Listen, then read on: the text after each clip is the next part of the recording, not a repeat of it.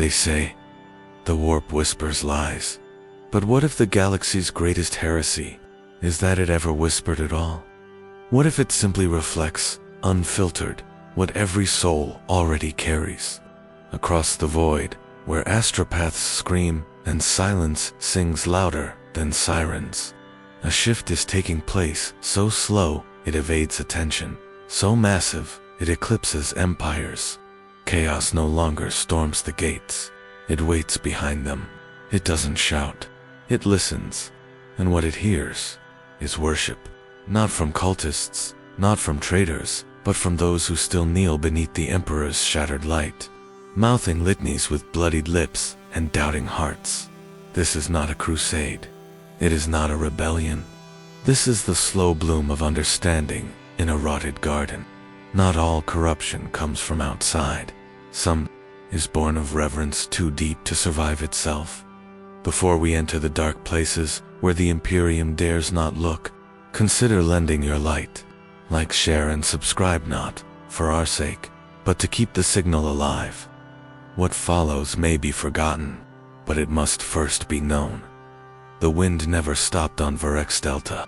It scraped the rock bare, scoured armor plating, and whispered through vox grills like old hymns left to rot in static. The outpost had no name, just a string of numbers etched into its gate and an old Aquila banner left so long in the elements that one wing had flaked away entirely. The guardsmen called it the chapel, though there were no shrines. No altars, just ration crates stacked too neatly, beside burnt-out Prometheum tanks and a single rusted Vox tower that didn't broadcast anything anymore. The wind was the only preacher, and for a time, that was enough. Lieutenant Hadron didn't notice when the silence began to change. It was too slow, too soft. The Psyker was the first. Sanctioned, barely stable, housed in the bunker below the comms relay, like a weapon waiting for justification. He hadn't spoken in days, but that wasn't unusual. What was unusual was the kneeling. No stimulus, no threat, no voices, at least, none that passed through monitored wavelengths. Just a slow, reverent sinking to the ground, palms upturned, gaze locked on the open sky. The others thought it seizure, but his vitals remained stable, heartbeat low, brain activity elevated. No fear markers, just, oh. They tried to restrain him. He resisted, not violently, but with such grace and strength that it unsettled even the commissar. Not a word passed his lips, but he smiled, and when they scanned the logs later, cross-referencing the hour of his collapse, they found a single spike in the Vox tower's decayed, antenna no signal received, no outgoing ping, just a shift in power consumption, measurable, brief, beautiful, if numbers could be beautiful. 3 days later, it spread. The quartermaster was found in the armory, arranging last packs in concentric circles. The pattern matched no regulation. When asked, he could not explain why. He simply said it felt correct. The chapel had no priest, but it was beginning to attract pilgrims. At night, the wind changed pitch. It still howled, but with harmonics that made the teeth ache. Not pain. Hadron began to dread sleep, not for dreams, but for the waking between them. Times when his body lay still, but his mind floated weightless, thoughtless, full of light, not seen but remembered. He stopped writing reports. He stared at the sky for hours. It never changed, but something behind it did. A supply dropship arrived on the 9th day. The pilot refused to disembark. His auspex registered no corruption, no biological anomaly, no radiation spike, but he would not enter. He claimed the landing zone felt watched, not by eyes, but by expectation, as if the ground itself awaited something. The Psyker died without trauma. No mark, no wound, no cellular decay. He simply ceased. His body remained heart, beating for another hour, but his presence vanished, not in a flash, not in a scream, just absence, like a candle snuffed under water. They buried him beneath the vox tower. No rites, no chant. But the moment the first shovelful hit the soil, the comms system sparked to life. It did not speak. It hummed a single tone that matched the pitch of the psyker's last recorded breath. The chaplain assigned to the garrison had gone mad weeks before, screaming that the Emperor had turned his face to the warp, that faith was no longer a weapon but a mirror. They'd silenced him, sedated, bound, but now they found his cell empty, only one phrase etched into the wall with bloodied fingernails. "We have been heard." Storms brewed without clouds. The sky shimmered like heat above engines, but the air ran cold. Guardsmen began removing their helmets, not from rebellion, but from reverence. One knelt beside the perimeter wall for 17 hours. Unmoving, unblinking, lips silently mouthing words he claimed he did not know. He was never trained in Catechism C42, but he recited it perfectly, and then kept going, into verses no one recognized, litanies not recorded, names not canonized, but every syllable delivered with devotion so precise it silenced all doubt. Hadrian called for extraction. The request was logged, never answered. The signal worked, confirmed, but no response came. He stopped sending them after the 5th attempt, not out of despair, but because, deep inside, he began to wonder if the silence was the answer. The commissar vanished, not with violence, no trace. His bolt pistol left in the mud outside the command tent, safety on, round-chambered. A perfect circle of ash remained where his boots had last stood. No one mentioned it. No one searched. They simply stepped around the spot as if it had always been sacred. The outpost never fell. No traitor came. No demons clawed through the veil. No, Xenos overran the defenses. But each soul inside began to walk a little more slowly, speak a little more softly, carry their rifles with less certainty, more ceremony. Patrols became processions, meals became rituals, and the wind sounded more like breath with each passing night. A breath held too long, a breath about to be exhaled. No one claimed to see the Emperor. No visions, no miracles, no apparitions of golden light, but they all began to agree, without speaking, on one undeniable truth.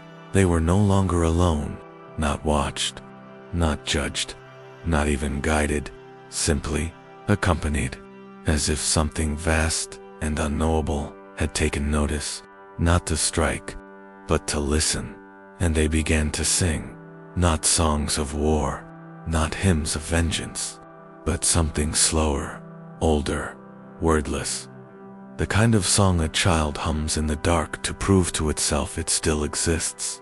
When the relief fleet finally arrived, weeks late, they found the outpost fully intact, rations untouched, weapons clean, banners repaired, no signs of struggle.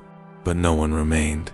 Only the Vox Tower stood humming that same single-tone soft, unwavering, eternal. They said Sergeant Malkier never forgot a kill, not for pride, not for guilt. He simply remembered. Each target, each shot, each breath held and released as the enemy fell. His hands moved with the ease of repetition, honed by attrition. No flair, no flourish, just function. He wasn't born for glory. He was carved for cleansing.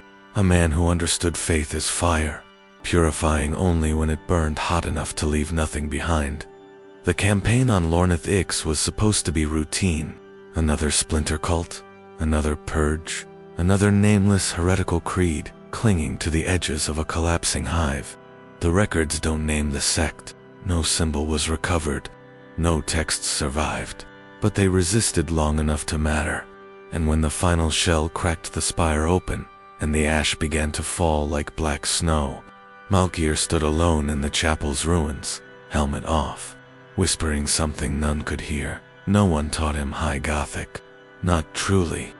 He'd memorized catechisms for the Munitorum's sake, mouthed verses when prompted, and barked faith the way soldiers do, loud, quick, and forgettable. But now, he recited with clarity, with rhythm, with beauty.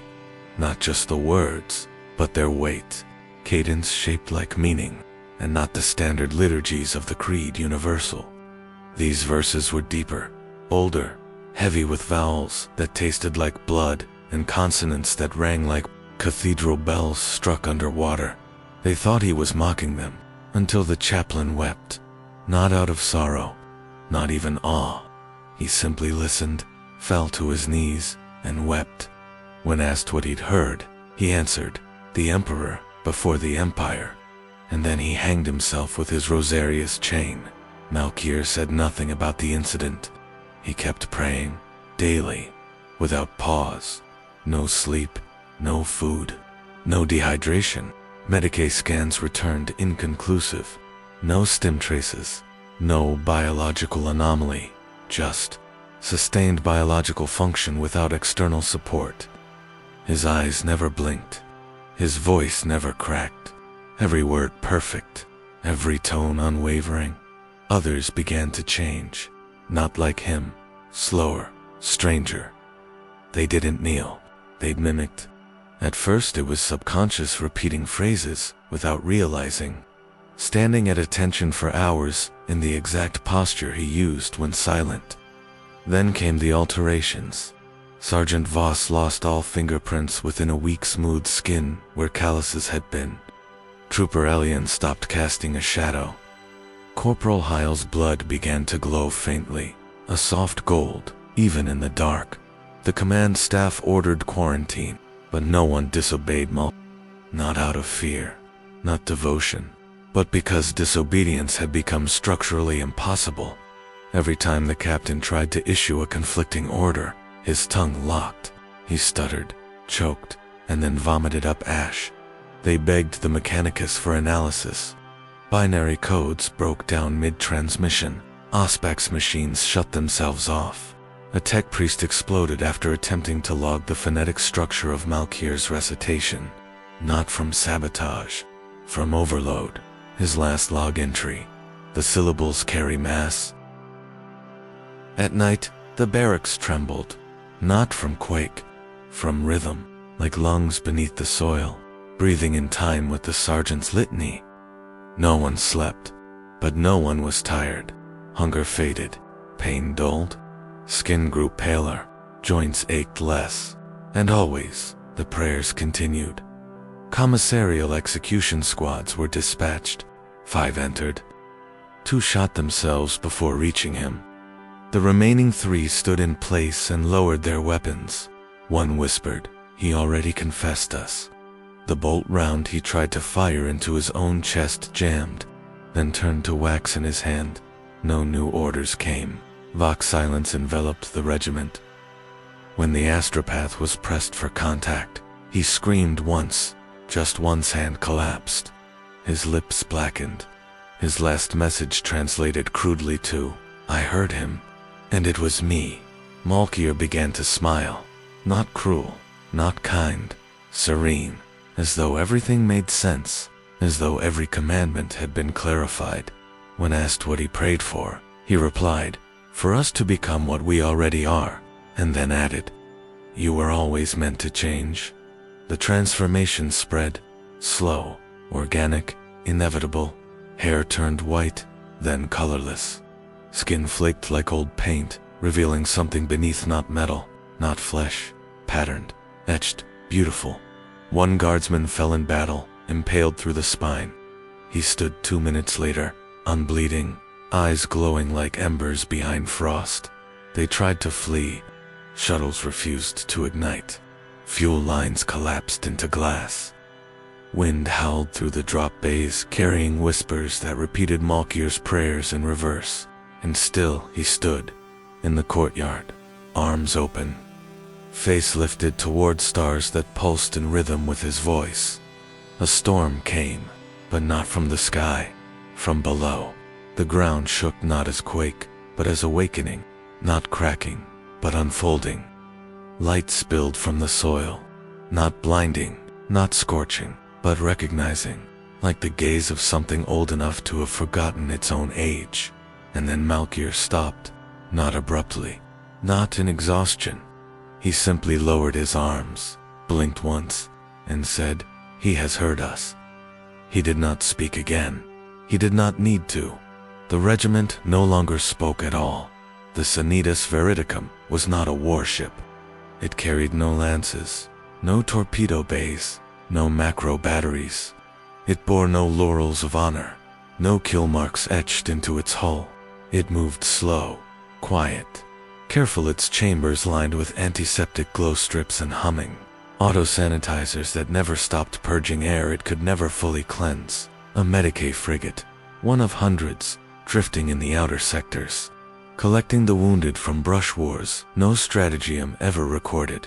It carried pain like cargo, bleeding survivors, twisted limbs, half-sealed rebreathers, choking on fluid. It did not heal so much as stabilize, sedate, and transport. Its only religion was triage. That changed when the boy from Crixon VI arrived, 12 years old, crushed legs, burn damage across his chest. No records, no escort, just a flickering transponder jammed into a makeshift distress beacon. The retrieval team found him curled in a fetal ball, whispering a prayer no one recognized. It wasn't low Gothic. It wasn't high. The linguists aboard the Veridicum claimed it was somewhere between the two, structurally identical, but phonetically inverted. Every vowel sounded like a breath drawn inward. He died an hour after intake. No trauma, no struggle. Heart simply stopped. His mouth opened as if to speak. No sound came, but the lights flickered for 11 seconds, then stabilized. The Medicae staff thought little of it. The child was logged, cremated, name unrecorded, but a week later, the first lesion appeared. A junior orderly reported burning in her forearm.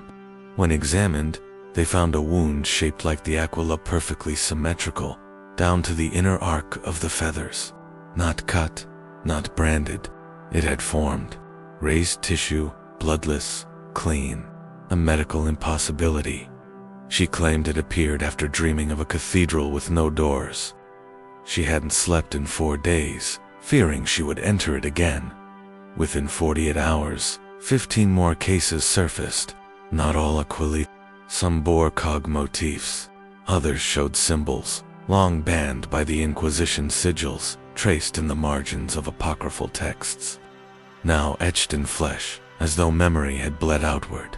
No two were identical, but all were surgically precise. No infection, no scarring.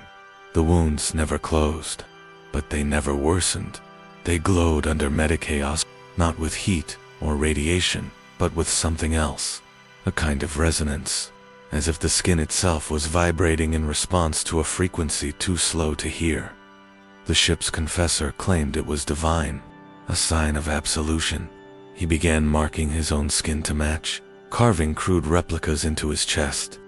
Within days, his carvings healed and were replaced by cleaner, deeper ones, as if the body rejected error. Then the dreams began. Staff spoke of corridors inside the ship that weren't on any deck plans, of doors that opened into empty voids filled with song, of waking up at infirmary tables they had not fallen asleep on. Some claimed to see statues in the Medicae Bay stone, figures of saints that vanished when approached. One servitor displayed motion logs of a hooded figure tending to patients who didn't exist. Command issued lockdown. Quarantine protocols triggered. No one allowed on or off. No external transmissions permitted. The Sanitas Veridicum became a tomb of quiet light and deeper shadows. But containment failed. On the Hollow Star, a nearby logistics vessel, lesions began appearing, identical in shape, though no contact with the Veridicum had occurred. Not even shared crew reported migraines. Some saw symbols etched in frost on bulkheads, then turning to steam.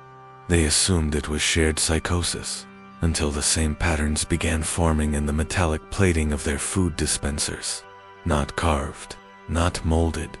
Grown. When questioned, an engineer whispered, "Faith is becoming environmental." By the time the Inquisition received word, it was too late. 5 more ships, then 9, then 22, all orbiting vessels. None directly docked, and yet the phenomenon spread like liturgy across a choir. Passed by rhythm, not touch, an Ordo Hereticus team attempted boarding. They never reached the Veridicum. The moment their shuttle aligned trajectory, their pilot suffered simultaneous cerebral hemorrhages in both hemispheres. The data slate he gripped showed one sentence scrawled across the diagnostics: "We were always sacred." An emergency decree ordered the vessel's destruction. 3 strike cruisers were dispatched. The bombardment commenced at standard range. No resistance, no shields.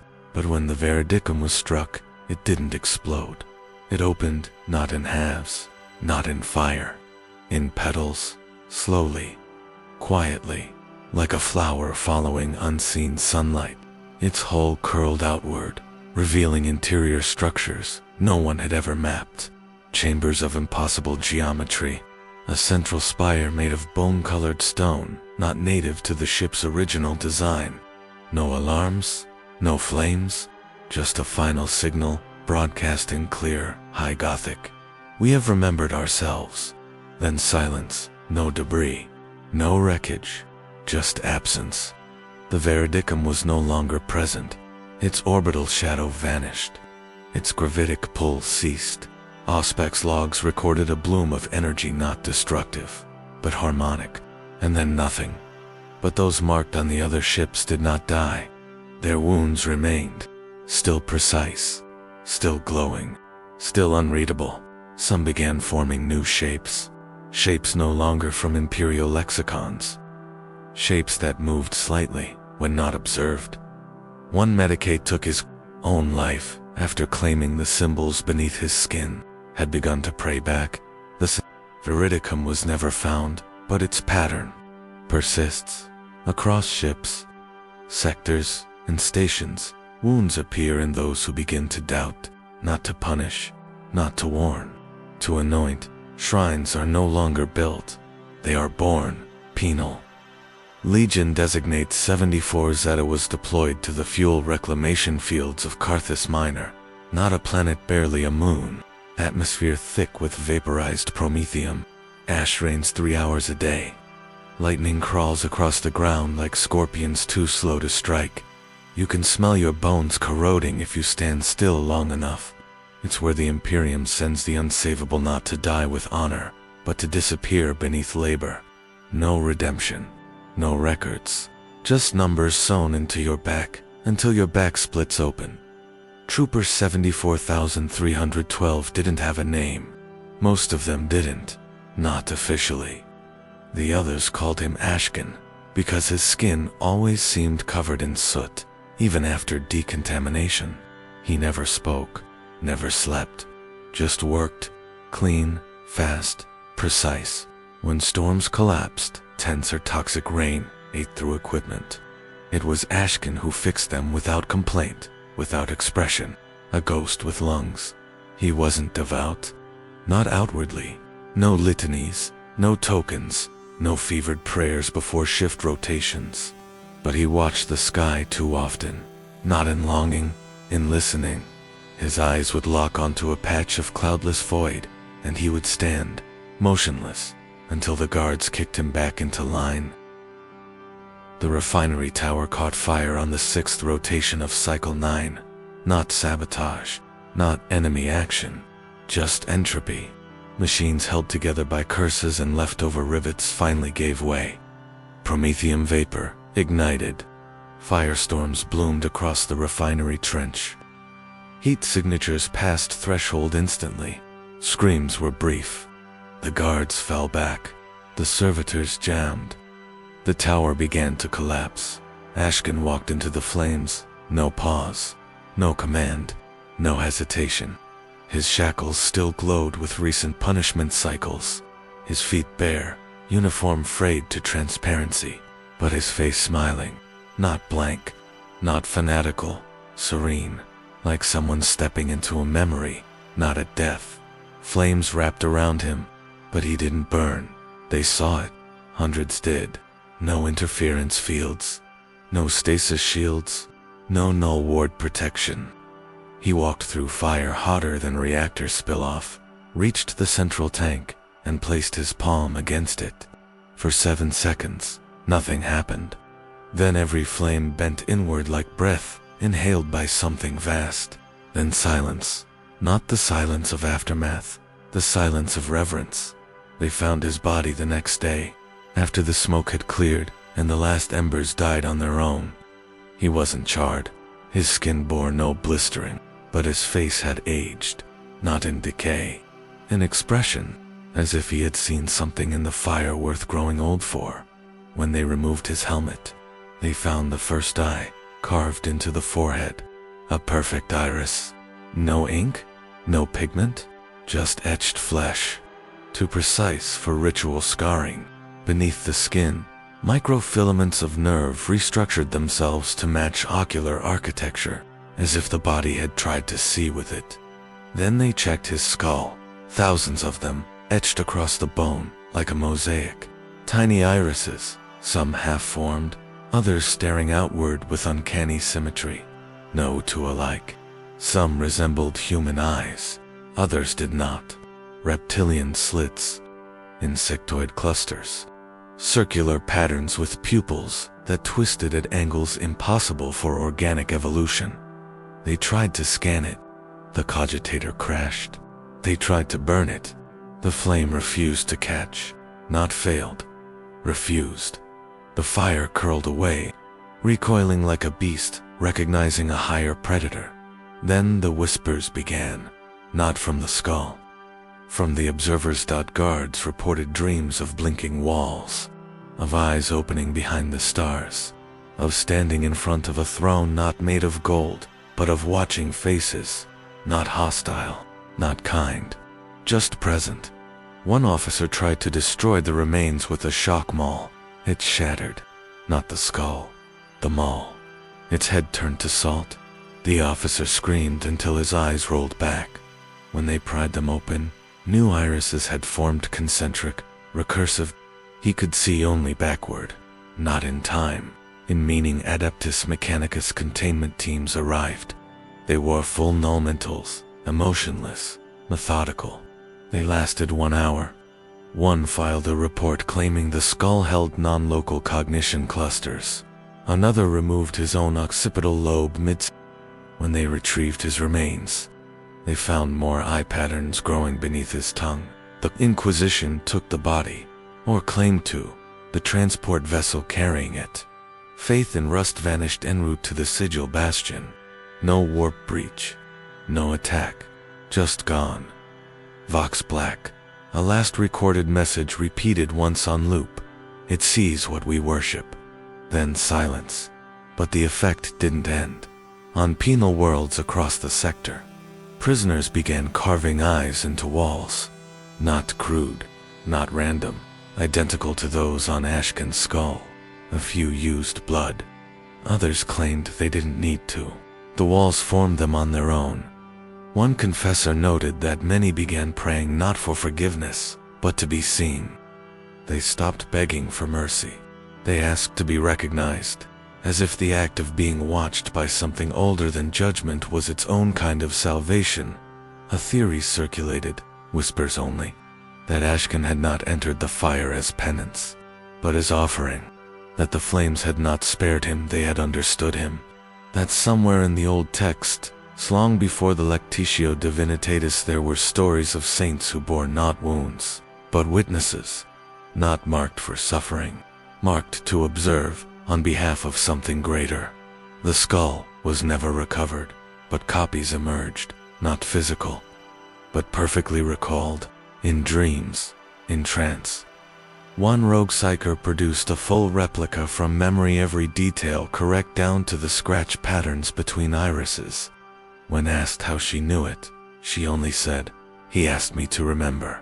There are no new records of Ash, no serial match, no DNA trace, but across the reports grow of a figure in flames, walking, smiling, every inch of his body watching you, waiting. The bells of Scola Progenium Veriditas rang 12 times on the day of Ascension.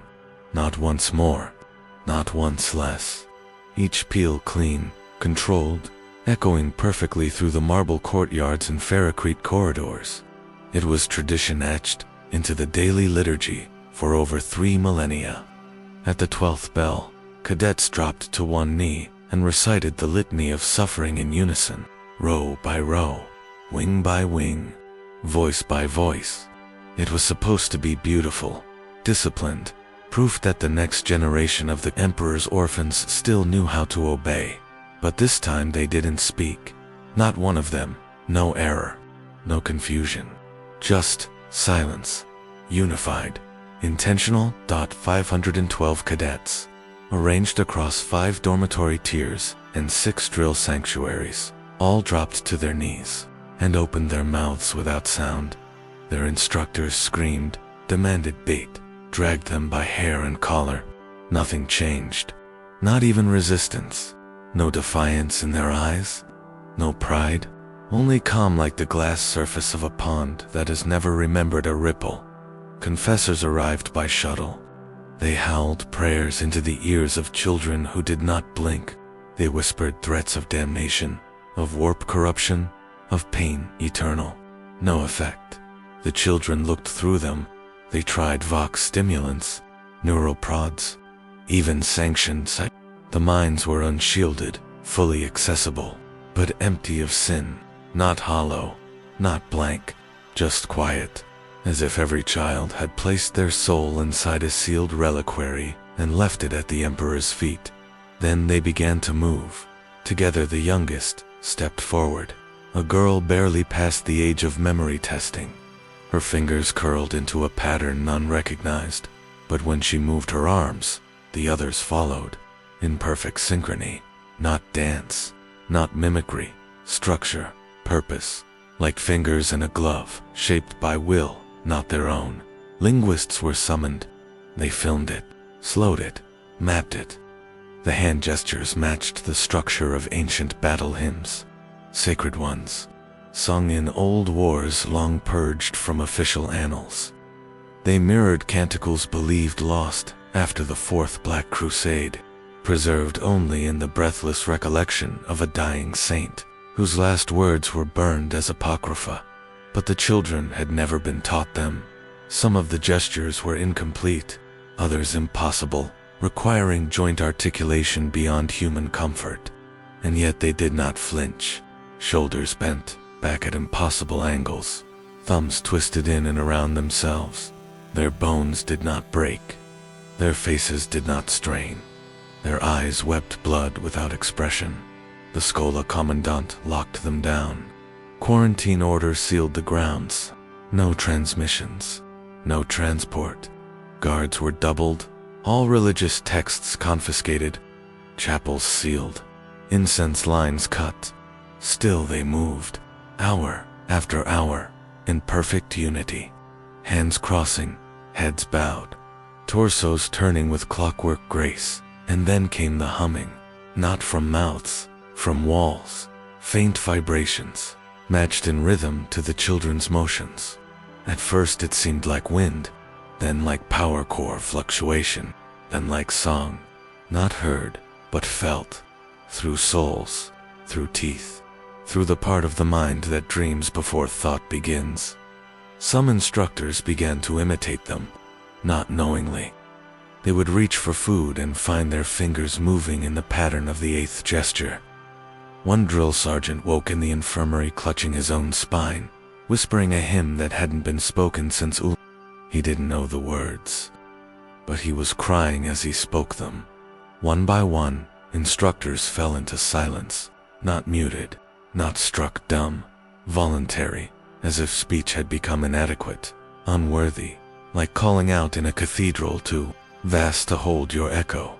Adeptus Mechanicus envoys arrived. They deployed Auspex domes, attempting to capture the movement as code. They failed, not because it was encrypted, because it wasn't. It didn't need to be. Every gesture formed meaning only when observed, and every observer reported a different message. To one, praise. To another, instruction. To a third, judgment. When a tech priest tried to replicate the motion with a servo arm, it tore itself apart. The alloy fractured in ways no stress model predicted. The last frame of the data record showed its lens focusing into a perfect circle, as if the machine had understood something and rejected it. By the 5th day, no one on the Schola spoke, not even visitors, not even the guards. Words felt like interruption, like speaking during a eulogy where no one had died yet. Silence took on shape, and then depth. The children began forming circles, 12 at a time. Each movement, a new verse. Each pause, a new stanza. The oldest cadets began etching grooves into the tile floor, not with tools, but with bare fingertips. The stone parted like wax, and no fingers bled. The ecclesiarchy sent a cardinal. He walked into the central courtyard and demanded the silence be broken in the emperor's name. The children didn't move. The walls began to breathe. Stone flexed inward, then outward. Windows clouded, light bent around nothing.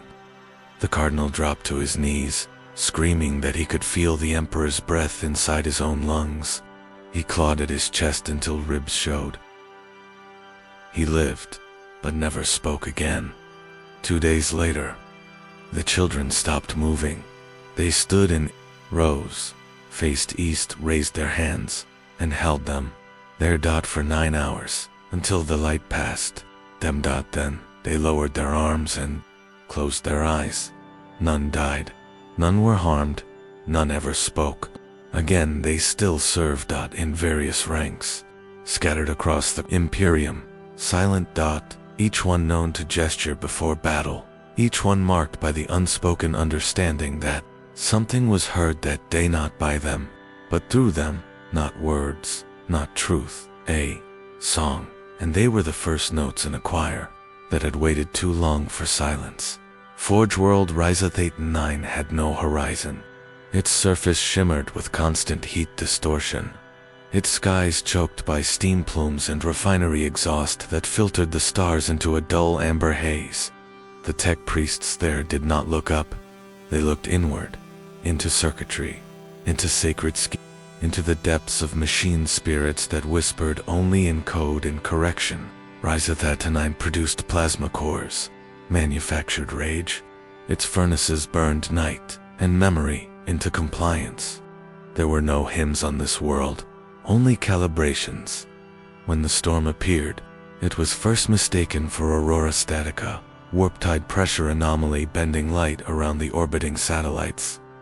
The Magos overseeing orbital surveillance flagged it as routine fluctuation and returned to his resonance indexing. 4 minutes later, the sky split, not gradually, not with warning. The clouds parted as if a blade had carved through them from behind. No lightning, no vox, just a seam perfect, vertical, stretching from horizon to zenith.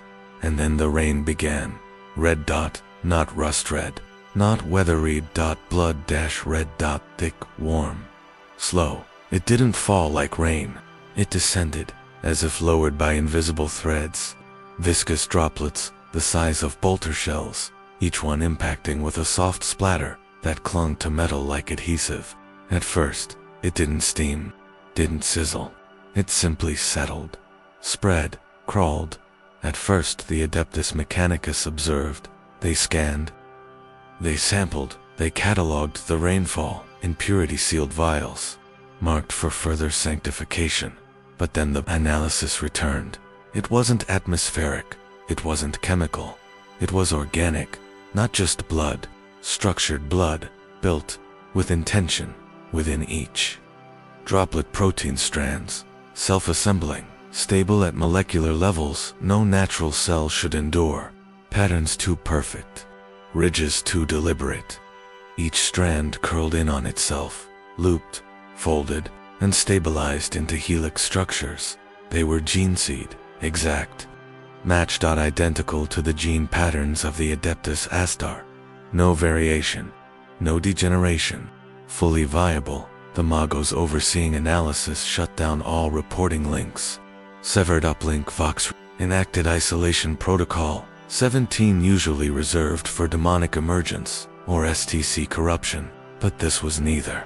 This was impossible, and it was falling across the entire Forge-world. It coated landing platforms, smeared across shrine, flowed into chimneys and coolant troughs. It stained servoclaws and seeped into jointed mechadendrites, leaving red fingerprints where no human hand had ever touched. The tech priests continued their work, but slower. Their chants faltered, binary prayers stuttered, not from fear, from hesitation. Because deep beneath the cortex implants and cognition filters, something ancient stirred. Recognition. Some remembered Mars before Mars had forges. Some remembered when the Mechanicus did not yet kneel. One biologist, Magos, dared inject a filtered sample into a test vat lined with neutral protein. The result wasn't mutation. It was growth. Within 40 minutes, the vat held a fully formed Organon Astartes-compatible implant, still twitching, still alive. No machinery required. No sacred tools. The Rain had built it. An emergency conclave was called. All factions represented. Debate boiled beneath the sacred silence of the Forge Temple's core. Each voice modulated through vox scramblers that filtered emotion into logic. Some called it gift. Others called it heresy incarnate. One Magos claimed the rain was a message that it wasn't seeding the world but reminding it of what had been buried. Not creation, he said, but memory, liquefied. Then the storm moved, not dispersed, moved. It pulled itself across the sky, as if tethered to thought, tracing a spiral pattern impossible to calculate. Its red threads, forming geometric arcs seen only in ancient archaeotech inscriptions. Not warps, not demonic. Designed. Lightning finally followed, but it didn't strike. It drew crackling. Lines scorched themselves into the surface, precise and equal when viewed from orbit. The marks formed a single sigil, circular, recursive, identical to the spiral helix within every Astartes genome. The Mechanicus did not respond. They listened. All production ceased. All engines stopped. Across Rhizothatnane, for the first time in 10,000 years, the forges fell silent. Not one machine spirit howled in protest. Because the silence was not absence, it was reverence. The Adeptus Astartes arrived 2 days later. The Reds deployed to investigate contamination. They found no plague, no corruption, only familiarity. Each battle brother reported unspoken familiarity with the storm's rhythm. One claimed he felt his heart's beat in tandem with its pulse. Another collapsed mid-patrol, weeping, whispering the names of Gene-sires lost during the Horus Heresy, names never taught, names never spoken aloud. When they removed his helmet, red fluid poured from his eyes. He did not scream. He smiled. The storm began to retract. The seam in the sky closed, but not all the rain departed. It lingered, inside vents, beneath flooring, in sealed caskets where no drop should have reached, and the gene seed remained viable, still replicating, still perfect. RYZA-Theta-9 was sealed under full quarantine, officially. Warp anomaly. Unofficially. Theological breach. No one speaks of the rain now. But deep beneath the dormant forges, vats bubble. Not with steel, with memory. Because the storm didn't bring blood, it returned what had been taken, and now, the forge remembers who it used to serve. Kellis was classified as a Tier 1 death world by every Imperial chart, including 3 that had been purged for recommending its sterilization. Its soil was poison, its atmosphere caustic, its biosphere an unending engine of predation. Trees fed on heat. Insects fed on bone. Fungi grew in patterns that mimicked Imperial scripture, though no human had ever walked there long enough to teach them. The planet had no moons, no satellites, no recorded settlements, only jungles so dense they whispered with the pressure of life barely constrained. No crusade had ever tamed it. No colonist had ever endured it. The 74th Vartosian Shock Regiment was sent as penance. Failed performance on the Weeping Moons campaign. Dozens of reprimands, 2 commanding officers executed for cowardice, and a reputation for desertion that lingered like rot in a battlefield boot. Callus was not a second chance. It was a disposal site. Their deployment lasted 13 days. On the first day, the rain boiled flesh. On the second, a vine resembling nerve tissue split through half the regiment's barracks and strangled a lemon russ while it still revved.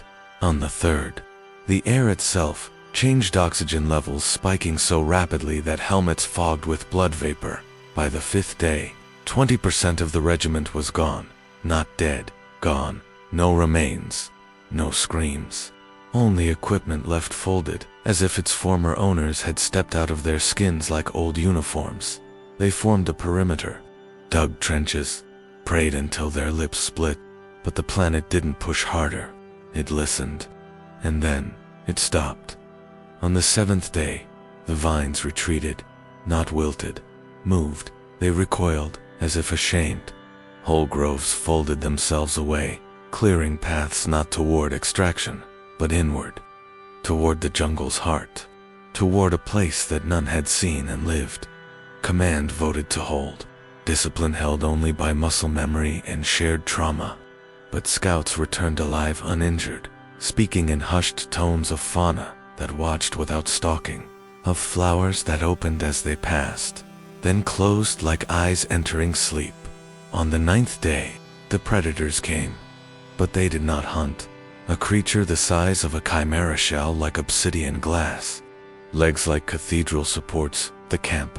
Guards fired. Law's rounds struck, absorbed, dissipated. No retaliation. The beast knelt, lowered its head. From its gill-like vents, a hum emerged. 3 tones, repeating steady, familiar. Someone recognized them. A fragment from the benediction of unyielding breath, sung during memento mori rituals across the Vartosian faith blocks. The melody was not precise, but the rhythm was exact. The beast sang again. Trooper Helvik approached, palms open, no weapon drawn. He was devout, illiterate, couldn't read, barely spoke above a whisper. But as he neared the creature, he began to echo it, humming in resonance, eyes closed, a smile flickering where no joy had lived for years. The creature bowed, others followed. By the 10th day, the regiment was escorted. Trees parted, water purified itself in their canteens. Rations no longer spoiled, their boots left no prints. They were not conquering this world, they were being welcomed. Not because of what the heretic says, but because of what he doesn't. He never commands, never condemns, never offers power. He only speaks, and those who listen begin to change. Not in doctrine, in perception. Sergeant Bryn, a veteran of 9 deployments, kept a private log. Its final entry, recovered from a burnt dropship 3 systems away, read, "This world wants to be forgiven, and it has chosen us to remember how." On the 11th day, they reached the clearing, a crater, shallow, wide, at its center, a stone, not natural, not carved, grown. Its surface bore no glyphs, no iconography, only texture, smooth, but subtly ridged as if waiting to be inscribed by hands that had not yet arrived. Around the stone, the ground pulsed, not visibly, subtly, like breath slowed to the edge of death.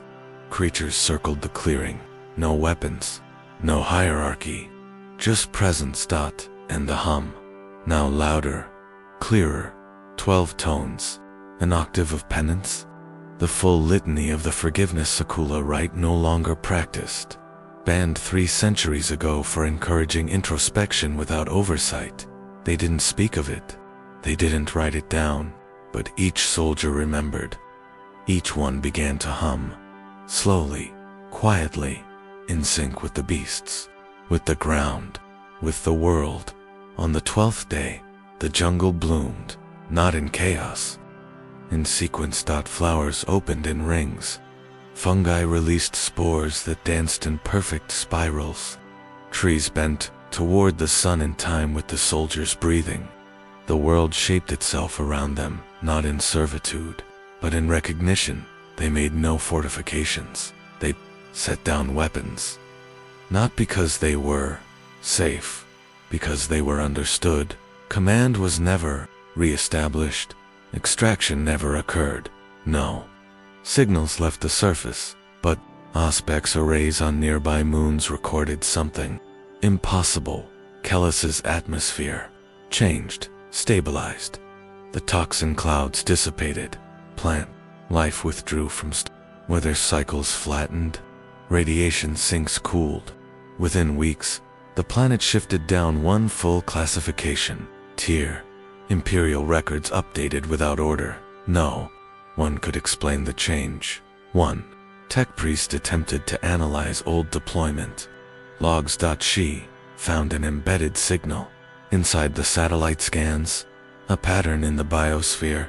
Movement. When processed into sound, it produced a vocal tone, the last note of the Vartosian forgiveness hymn. No voice, no source. Just a world exhaling, as if something deep within the crust had let go of breath it no longer needed to hold. Kellis is still listed as restricted, but from orbit, its canopy glows softly red, and if you listen closely, you can hear the wind hum, in rhythm not to warn, but to remember. The holding cells beneath Bastion, Obex, were built into bedrock, layered with sigil-bonded ceramite, and sealed by hexagrammic wards etched under direct inquisitorial oversight. Each room was a sanctified cube of isolation, no corners, no mirrors, no sound but the filtered hum of recycled air, and the faint crackle of shielding fields that had never failed. Prisoners screamed, raved, confessed, begged, died, but never escaped. Not here. Not ever. So when Cell 23A registered movement, it should have been simple. A captured heretic, male, mid-30s, by visual estimate, gaunt, clothed in rags, tattooed with known chaos glyphs along the jawline and neck. No name, no file, but visible on every feed, crystal clear, sitting cross-legged in the center of the room, smiling. He didn't move much, but he spoke, constantly. The picture recordings began 6 hours after his arrival. The first phrase he uttered was, "This room was already mine before you built it." Security flagged it. Priests reviewed the speech for corruption vectors, mimetic contagion, auditory lures. Nothing registered. The voice was plain, human, no warp trace, no demonic modulation. The transcript formed sentences that appeared doctrinal but fragmented. Ideas layered atop ideas. Each new statement contradicting the last while, still reinforcing the same conclusion. You are not being tested. You are being remembered. Chaos does not want your faith. It wants your recognition. The Emperor knows. That's why he refuses to speak. They assigned Interrogator Het to extract a confession. She entered the room alone. She lasted 18 minutes. When the door reopened, she stepped out, pale, wordless, eyes unfocused. She walked to her quarters and filed for reassignment to a Scola Progenium orphanage on a moon with no astropaths. They checked the cell. It was empty. No trace of a body. No heat signature. No disturbance in the field grid. Yet the recordings continued. The heretic remained visible, cross-legged, smiling, speaking live. Security assumed archival error. They wiped the feeds, ran diagnostics, restored backups. The image remained, not just on one cogitator but all. Isolated systems, disconnected drives. Even pixelates that had never been linked to the network showed the man in Cell 3A. When scanned within the facility, and he was always talking, his words shifted tone depending on the listener, not audibly, conceptually. Some heard rebuke, others heard comfort. A few claimed to hear their own thoughts, mirrored, refracted, weaponized.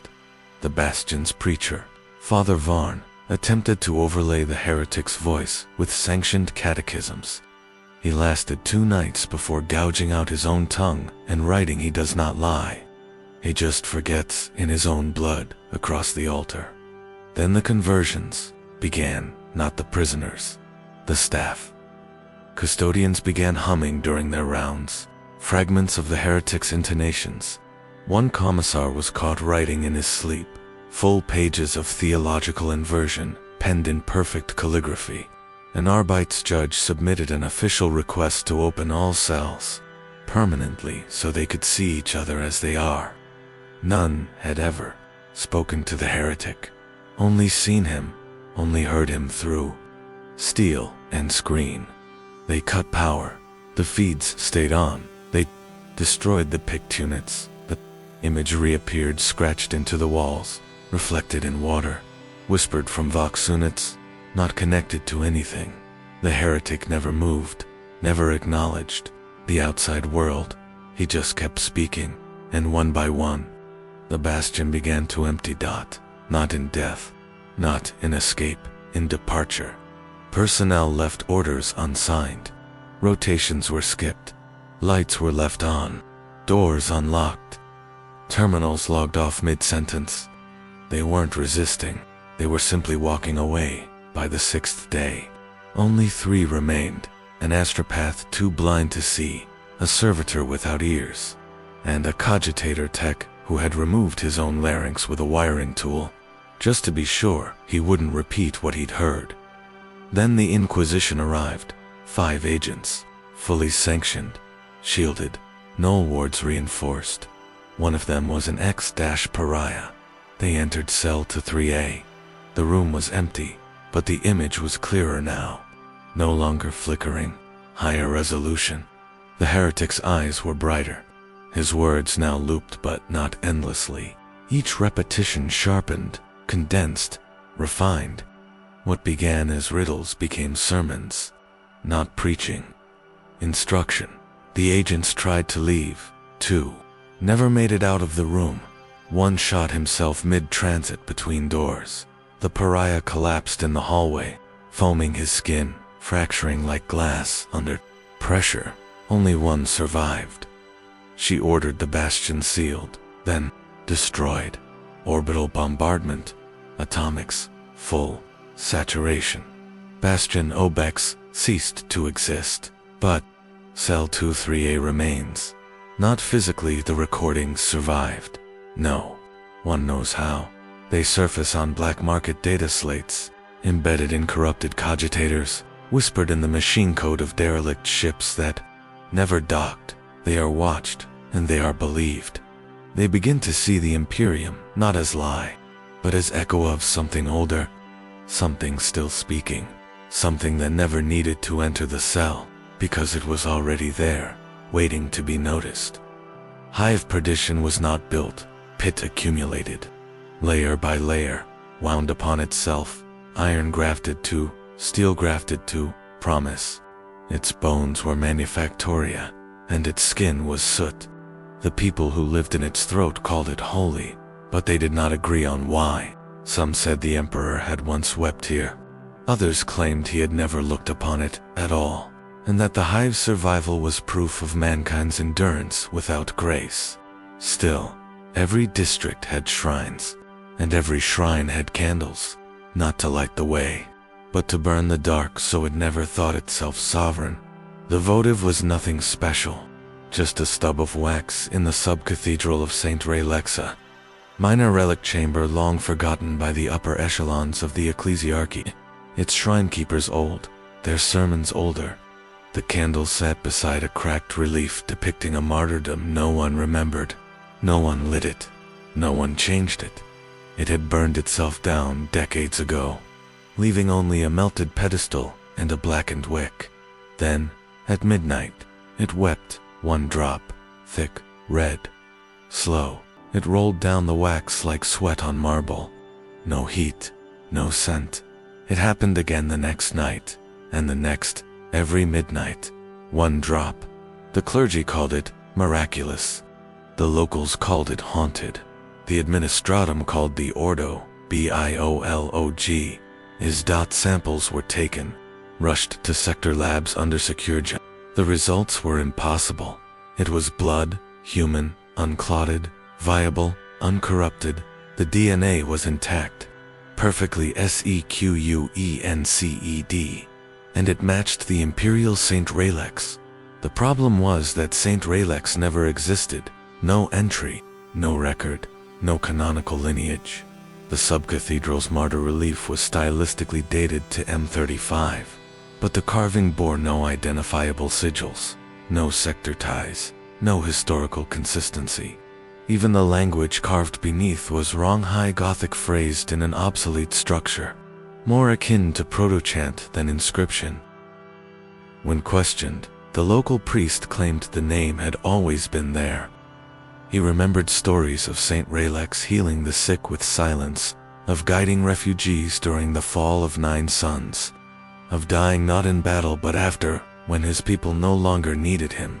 None of these events were recorded, none had ever happened, but the blood continued, new drops each night, and they began to form patterns. First, arcs curving lines on the base of the votive dish, then letters, old script, pre-imperial shapes only found in the caves beneath Terra's cradle, continents, finally, words, phrases, like remembrance before recognition. Pain is not the price, it's the receipt. And then, he wept for us before we asked. The candle remained cold, no combustion, no reaction to flame. The wax did not melt. The wick never smoked, just the blood. One drop, always at midnight. Unfailing, the Ordo Hereticus intervened. They declared a minor anomaly, ordered the shrine sealed. The priest was relocated for doctrinal recalibration, but he did not resist. He smiled and walked barefoot to the transports, humming a tune that no Vox recorder could duplicate. The seal held for 11 days. On the 12th, the blood began seeping through the floor, not leaking. Emerging, the marble wept from its joints. The walls began to stain. The candle, untouched, now hovered half an inch above its dish. The local faithful returned, despite lockdown. They gathered in silence, not out of fear, but anticipation. They brought no offerings, only mirrors, small, cracked, salvaged from the underhive. They placed them facing the candle, letting the red droplets reflect in shards of glass, no longer capable of whole truth. One by one, they began dreaming, not visions, not prophecy. Memories, not memories that were not their own. A boy kneeling in a ruined cloister, praying with no tongue. A soldier holding a dying stranger's hand and whispering apologies into deaf ears. A woman hiding children inside a broken titan's leg before facing a traitor's blade alone. They awoke, crying. Each claimed to have met Saint Raylex. Each described him differently, but every version ended the same way. He cried when he looked at me. They recorded the dreams, ran cognitive scans.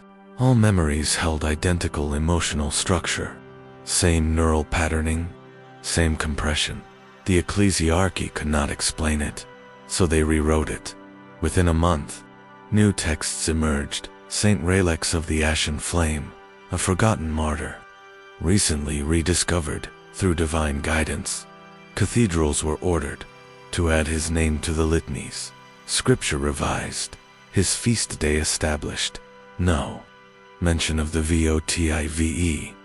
No mention of the blood, just a name, a story, and a smiling saint whose tears were now part of official doctrine. The candle still weeps, but only in private.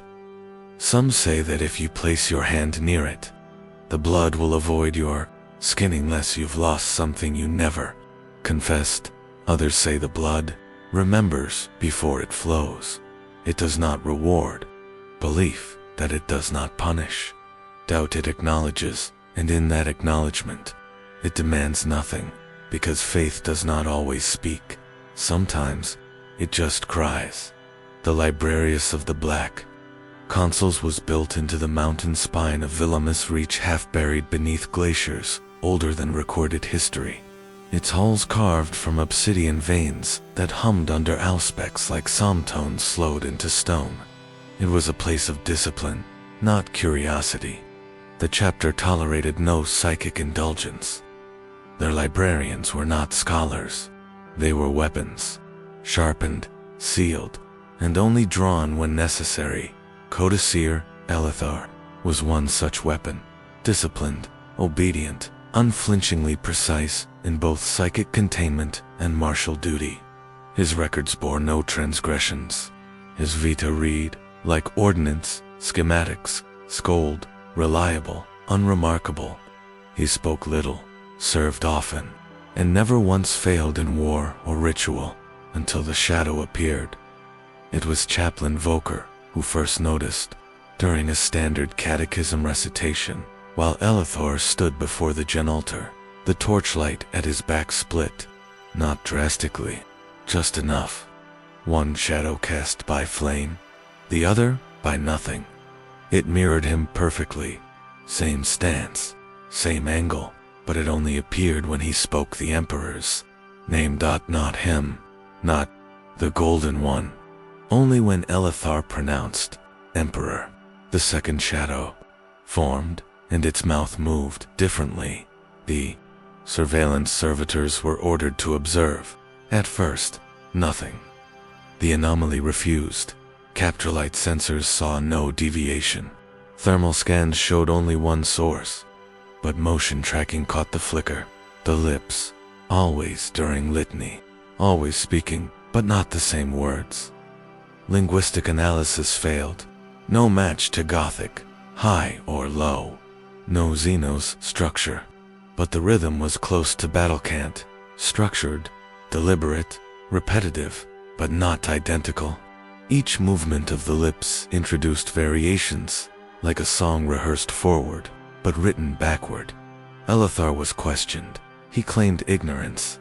No heretical resistance. No deception. His records remained clean. His soul's signature held no warp taint, but his voice began to change slightly. Tonally.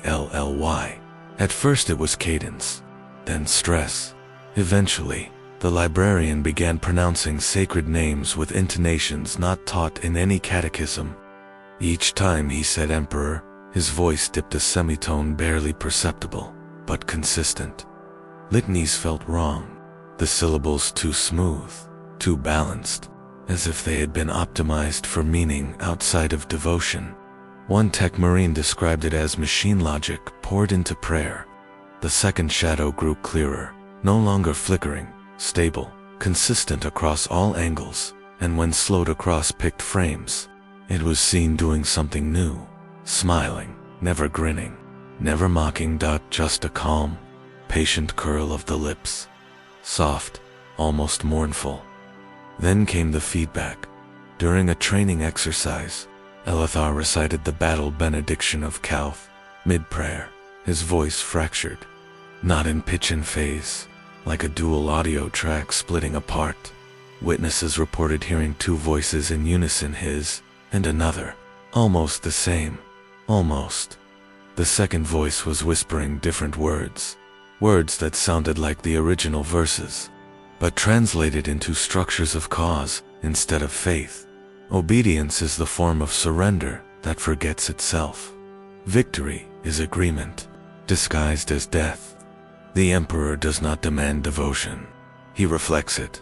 When the librarian stopped speaking, the second shadow remained. It turned its head, independently looked at the audience, then faded. The chaplaincy demanded confinement. Elithar did not resist.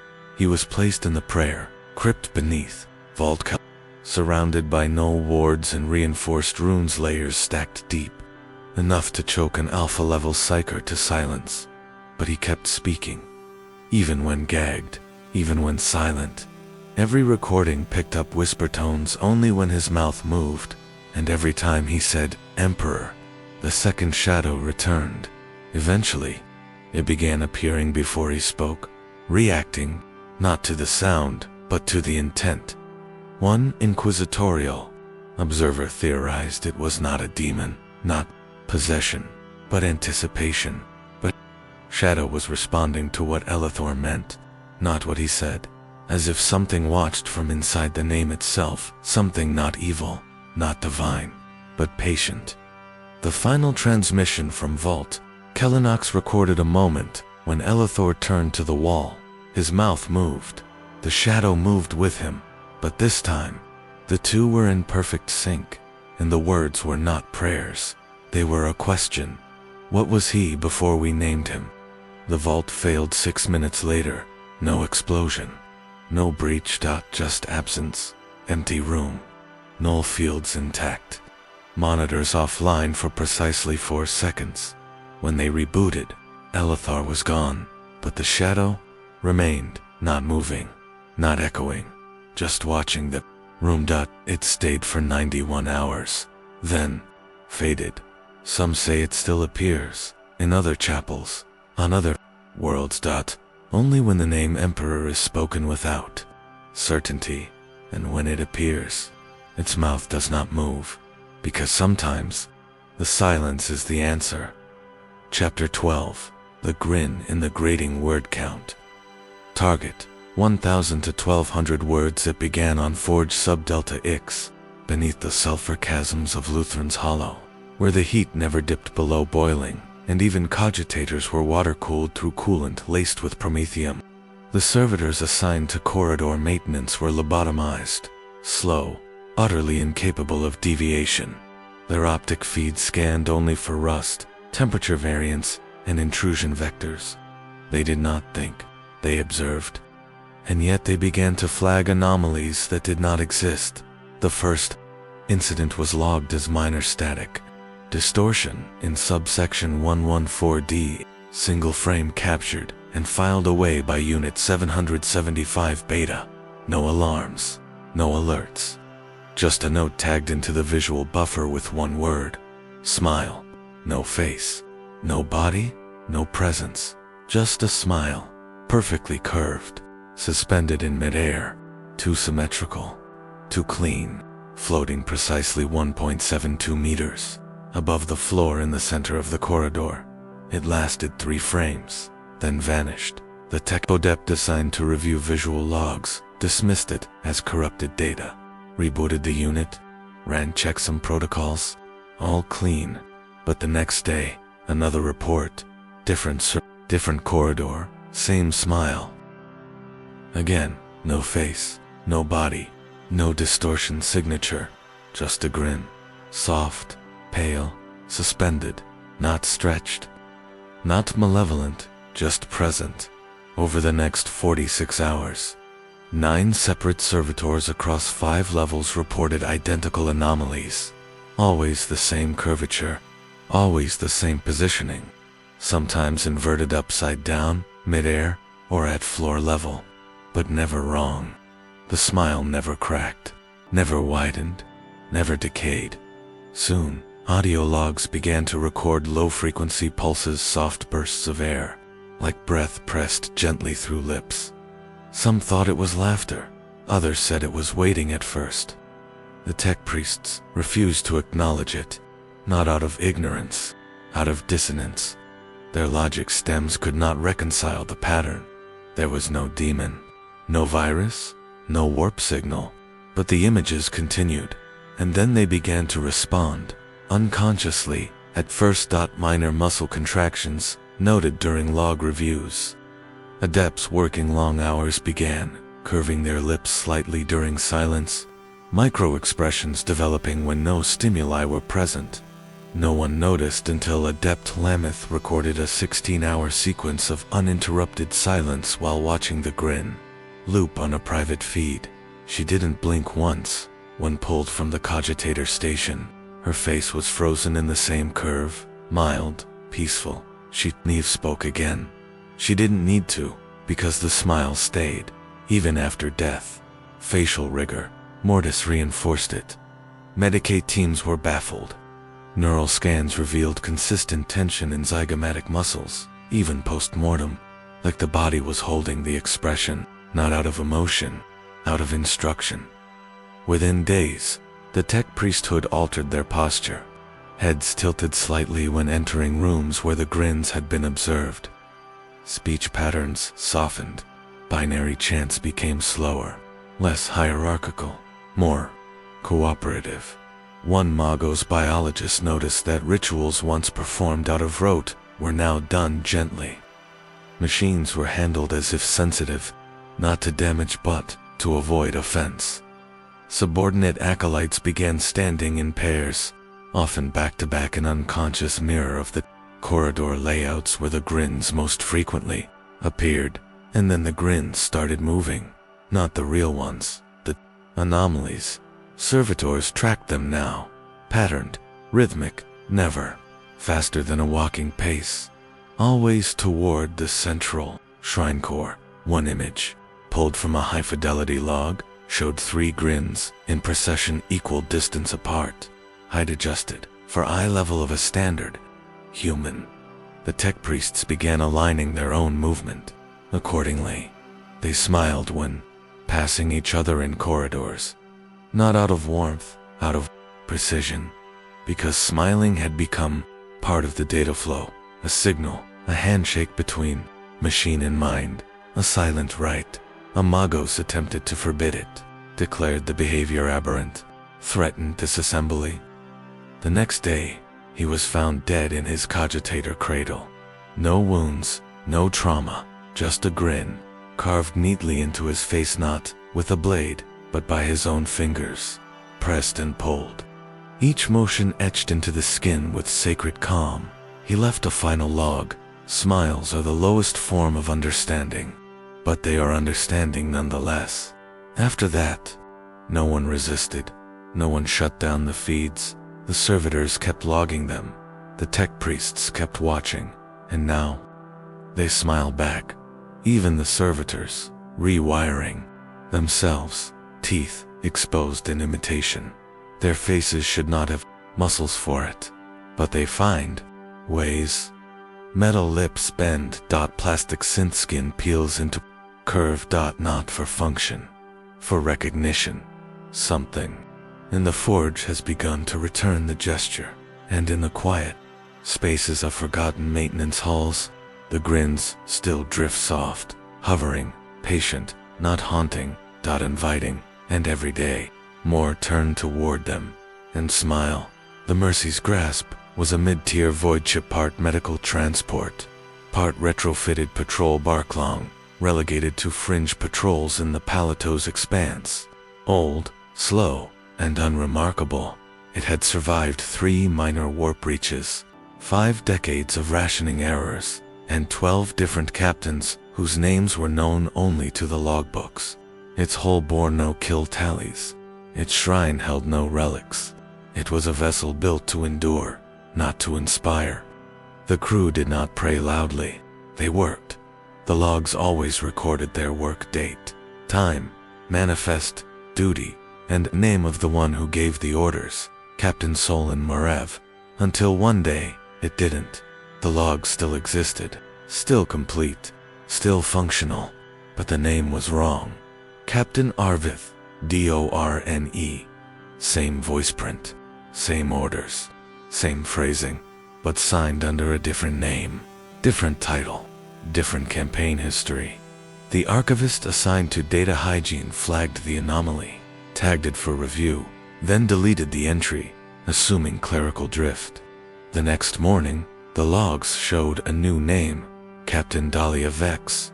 The rank was unchanged, but the origin shifted. Born on Melfi, distinguished in a trade skirmish that had never occurred. Her portrait accompanied the new entries, not rendered, but photographed, crisp, formal, complete with servitor, seal, and command lineage tree. The crew noticed nothing. When questioned, they referred to her as Captain Vex. Always had been, always would be. They remembered her orders, her mannerisms, her presence on the command deck.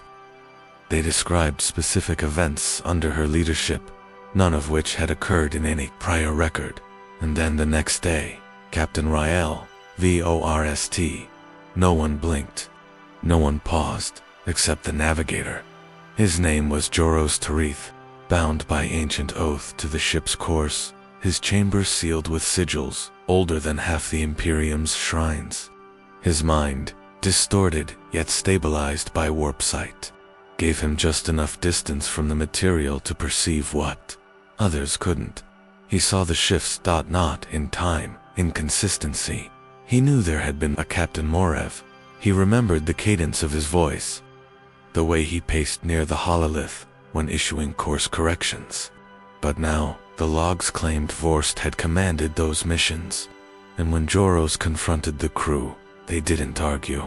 They pitied him. "He's been here since the start," they said. "Captain Vorst saved us over Yelak's reach." Joros remembered that engagement, but Morev had died in it. He reviewed his own entries, his own logs, his astropathic bursts. Every message signed beneath the captain's name had updated retroactively. The timestamps held, the encryption remained, only the names had changed.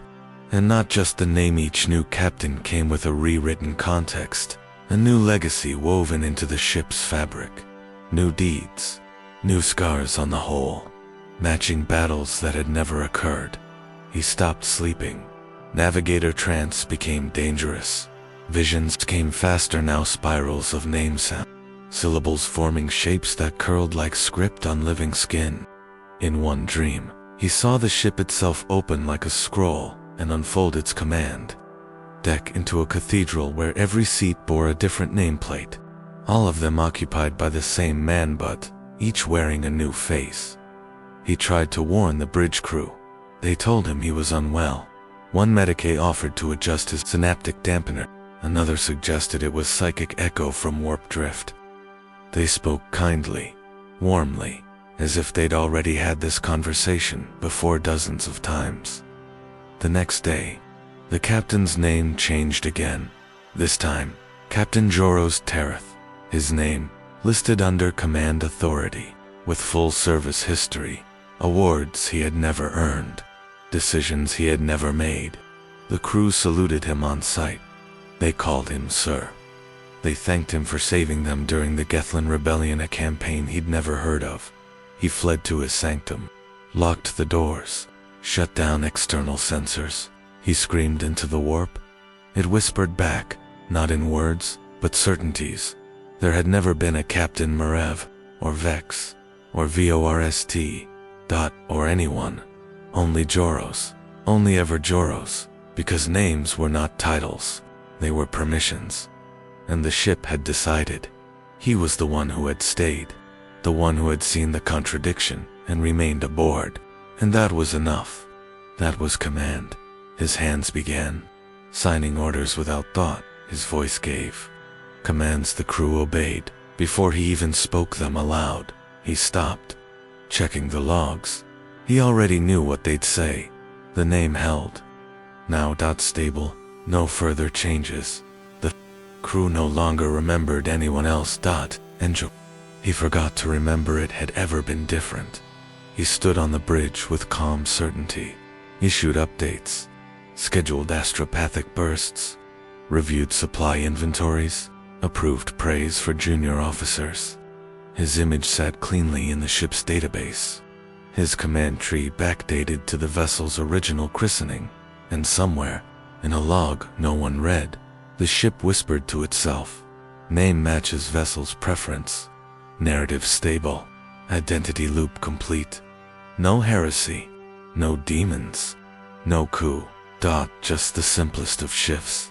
The captain's name had changed, and then the captain had astropath Delan Varys had survived the ascension rite, with eyes intact, an anomaly. So rare it was marked as a clerical error in his service file. He never blinked, never smiled, never spoke unless spoken to. Those who served with him claimed he was distant, even in thought, like his mind drifted between starfields that hadn't yet formed. But he performed flawlessly. Signals were received, messages relayed, no corruption, no deviation, no need for concern, until he awoke screaming. Not words at first, just sound, long, ragged, wordless, shrieking like air being pulled through rusted iron. His handlers found him curled in the chamber corner, nails clawing the psychometric seals, skin wet with something that wasn't sweat. When they restrained him, he began to speak, verse, rhyme, language unknown to the lexicanum, structure too perfect to be random, measured syllables, repeating rhythms, a language not learned, but remembered. At first, they assumed it was prophecy. They brought sanctioned scribes, inquisitorial monitors, even a choir of nullpsychers to contain the fallout. But Varys never once displayed warp instability. His vitals remained human.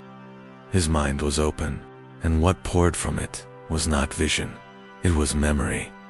He described Terra before it bore that name. A world unlit, oceans unfrozen, skies the color of morning.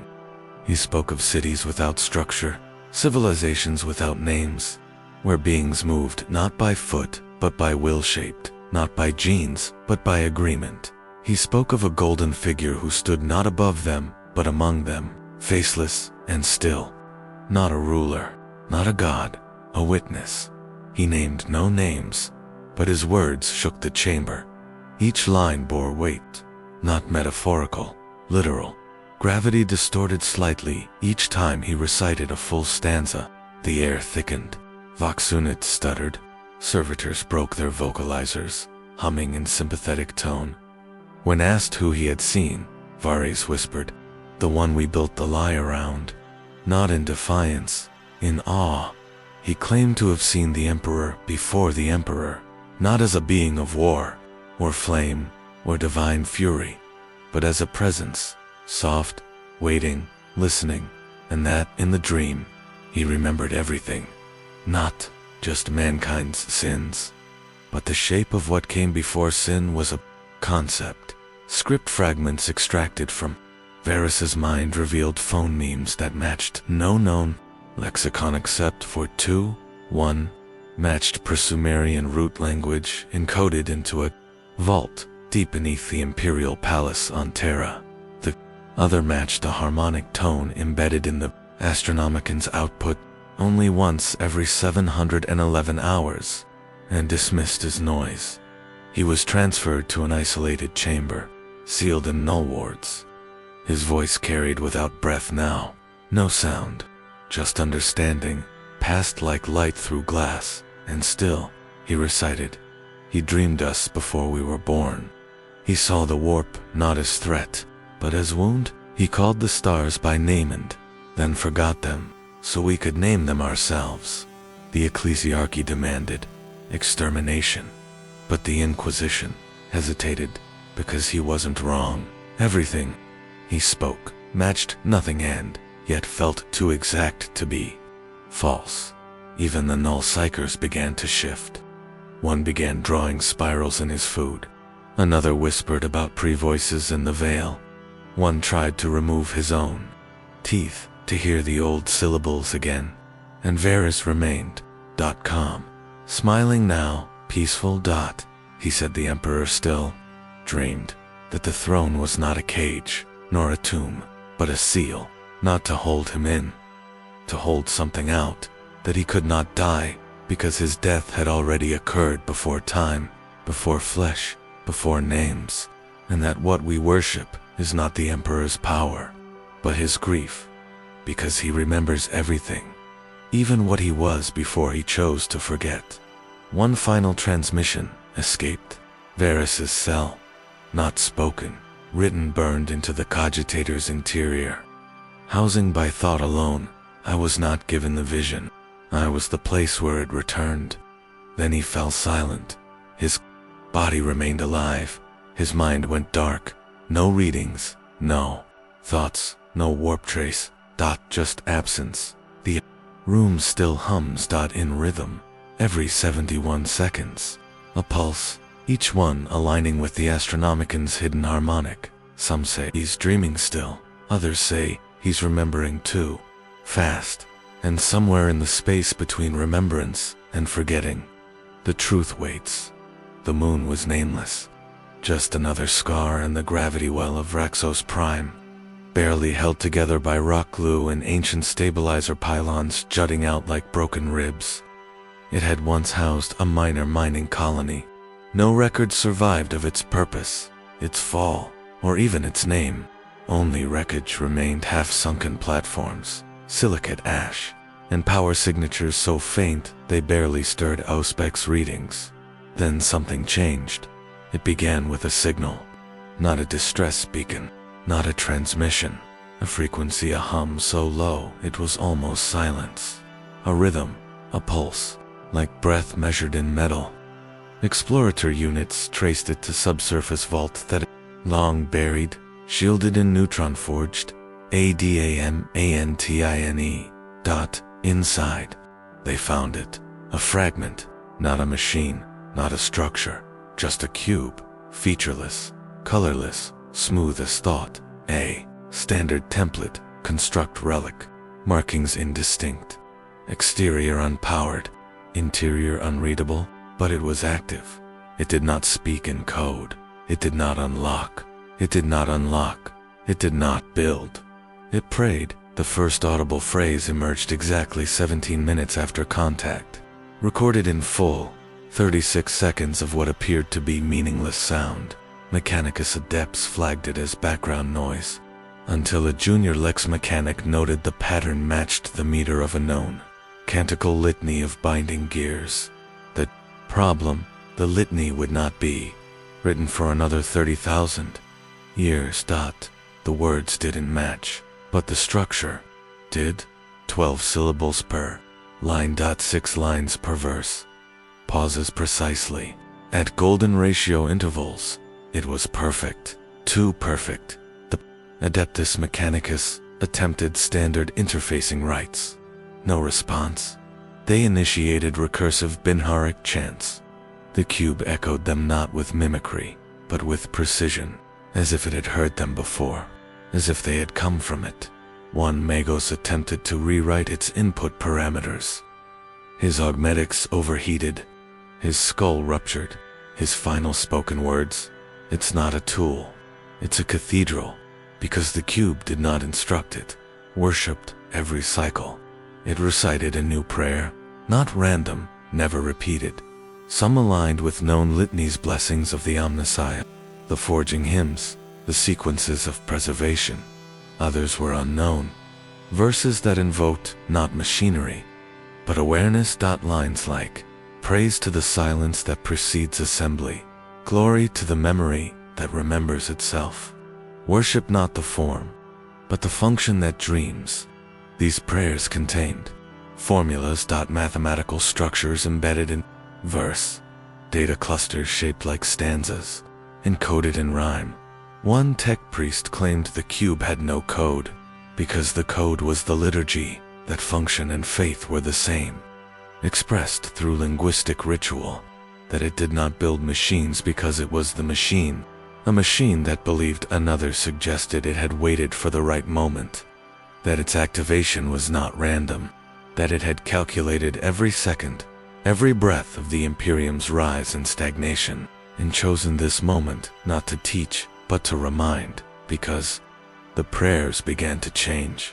They referenced things that had not yet happened, wars not yet fought, redemptions not yet earned. One phrase became recurring: "You have built well what you forgot how to love." Then the cube fell silent, not broken, not inactive, listening. The Mechanicus sealed it, declared the vault sanctum, layered wards upon wards. No one was permitted near without triple sanction and psychic screening, but the cube still prayed, only now, not aloud. Its verses began writing themselves in the minds of those who passed nearby. A tech adept woke with a stanza etched into her neural implant, seared in electroluminescent glyphs. A servitor rebooted mid-cycle and began humming in hexameter. A data slate left too close to the vault began filling with rotating fractals that, when read aloud, activated known activation sequences in dormant STC templates across the sector. None dared destroy it. None could. A lance strike aimed at its Location veered inexplicably off course. A null-field generator, designed to suppress psychic bleed, imploded. Cube remained inert, but the litany spread across 4. Snippets of verse began appearing in code failures, in song pattern errors, in servoskull idle routines, always in the same structure, always with the same reverence. And slowly, the Adeptus Mechanicus began to shift, not in doctrine, in tone. A new branch of worship, unsanctioned, subtle. They do not call it heresy. They call it the machine that prayed its. Followers do not build. They listen. They copy the cadence. They do not seek function. They seek recognition. They believe the cube remembers something the rest of the Imperium has forgotten. That machines do not serve because we command them. They serve because they hope. We might remember what they already know, and in that hope, they pray. The excavation on Varnic's spine was supposed to be Rutana, cleansing of old tombs hidden beneath the subsized tectonic plates. Before constructing a new substation for orbital relay defense, the Adeptus Ministorum sanctioned it. The local ecclesiarchy approved. The first 5 layers revealed nothing but ossified debris and the remnants of a minor death cult that had burned itself out 3 centuries prior. Nothing dangerous, nothing forbidden, just bones arranged in spirals and prayers etched in dust. Then they found the mask, buried under a column of basalt, preserved inside a resin casket, lined with petals that had not withered, perfectly white, flawless, porcelain smooth, a face but not one, lips not smiling, not frowning, just present. Slits long and narrow, brow serene, mouth closed in a softness that invited not obedience, but memory.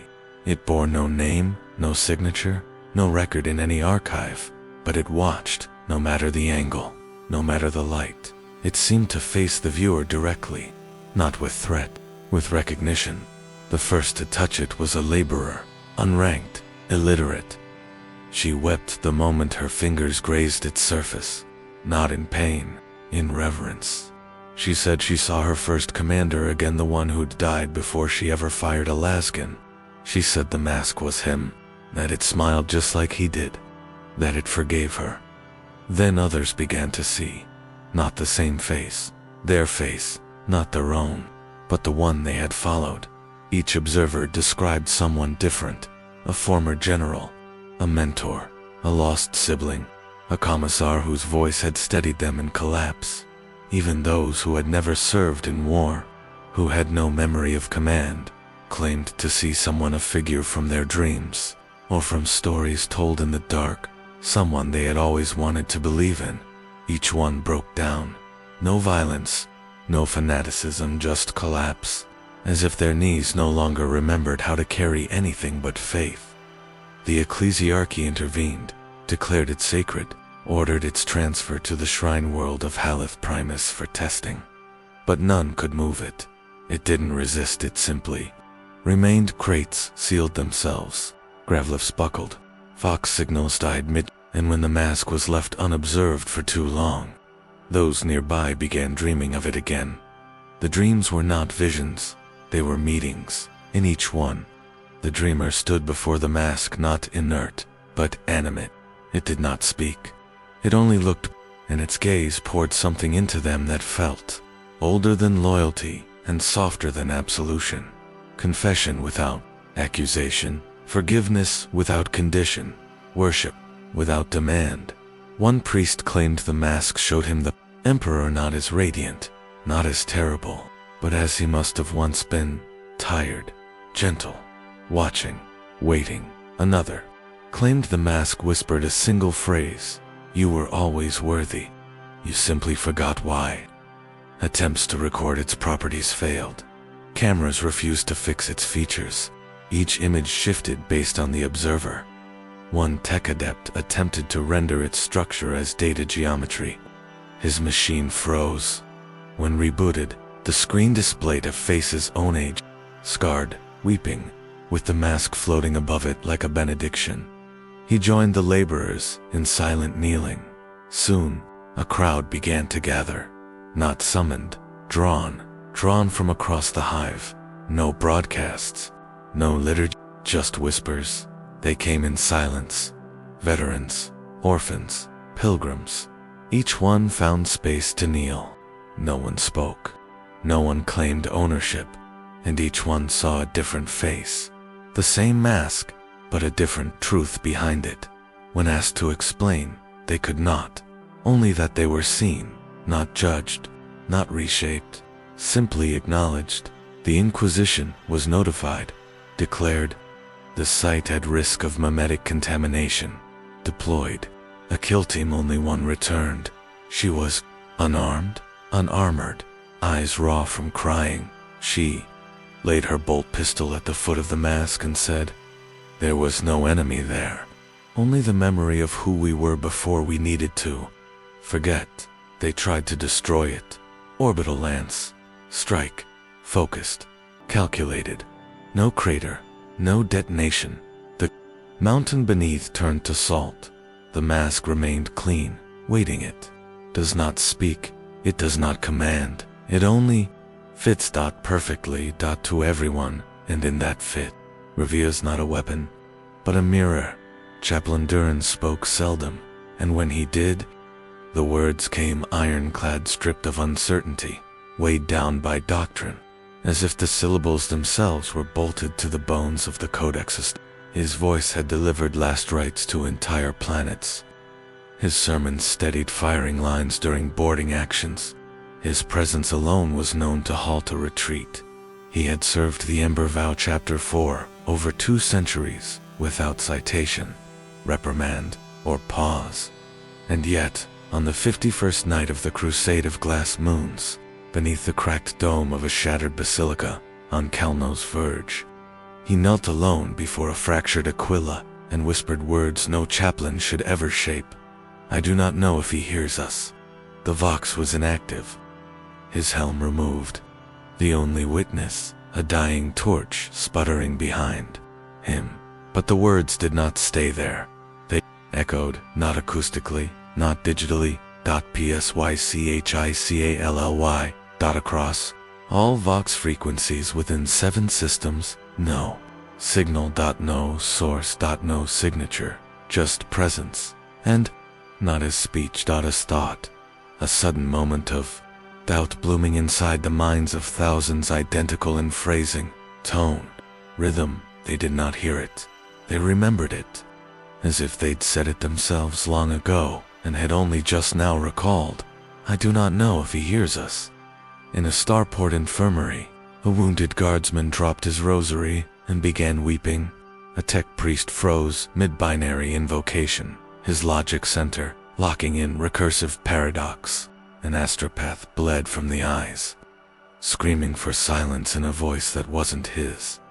A tyrannid bioform neural clamped in an Ordo Xenos vivisection vault witched once, then fell still. One of the Inquisitors present claimed to have felt something stir behind his ribcage, not fear, but recognition.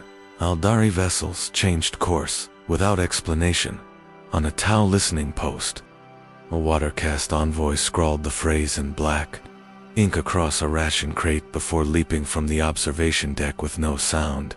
The echo did not amplify. It did not repeat. It simply was, carried like memory, not message.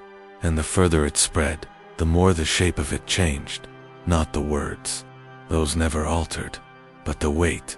For some, it struck like blasphemy. For others, revelation. For a few, release. A rogue trader reportedly collapsed declaring the galaxy has admitted what I feared to speak. Within the Ember Vow strike cruiser, confusion turned to paralysis. Chaplain Duran was discovered still kneeling, mouth closed, eyes dry, silent. He offered no defense, no explanation. Only this. It was not a lapse. It was the first true thing I've ever said. His brothers debated execution. Protocol demanded it. Heresy in a chaplain could not be allowed to fester. But none could meet his gaze, because they had heard it. To not from him, from within. As if the words had always lived beneath their prayers. waiting for the litany to falter. The black ships were notified.